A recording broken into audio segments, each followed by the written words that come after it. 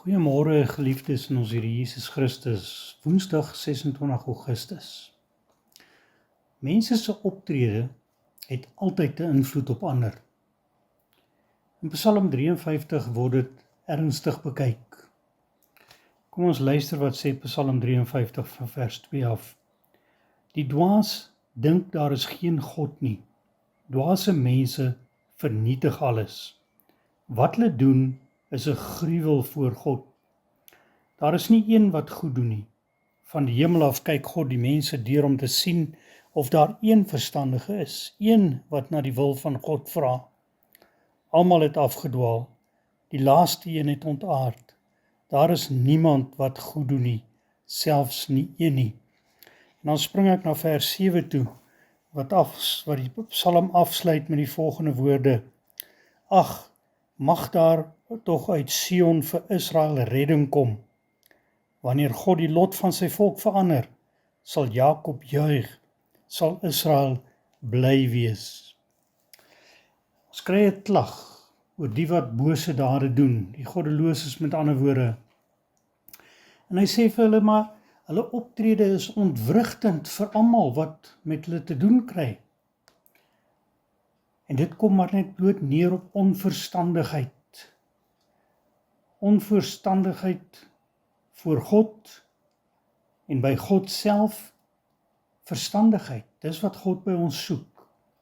God wil hê dat ons na sy wil soek. Dis verstandigheid. En dan, as mens nou vers 5 en 6 ook gelees het, ek het dit nou nie gelees nie, beskryf hy hoe daar met hierdie mense gespot word, wat neerkom op verwerping deur God. Hulle wat God verwerp, word verwerp. Met ander woorde, die onverstandiges, hulle sal op die ou end beskaamd staan. En dan om die smeekgebed van vers 7, wat die Psalm eindig, 'n smeekgebed vir verlossing binne God se volk, wat uiteindelik sal uitkring na die wêreld verder as die volk. Natuurlik is dit 'n soeke na veiligheid en redding, en dit is wat God vir ons kon waarborg. Dis wat hy vir ons in Christus kom gee het. En wat gebeur dan in die werklikheid? God laat die onverstandiges val.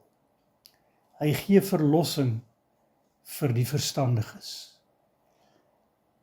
Dit het uitbundige blydskap tot gevolg.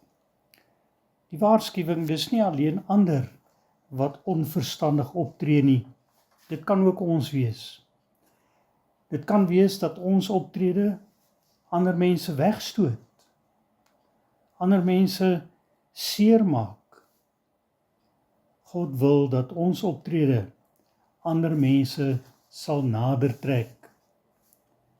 God gee vir ons die gawe van kunskap, van aanvaarding, van alles wat ons nodig het om in gesonde verhoudings met mekaar te lewe.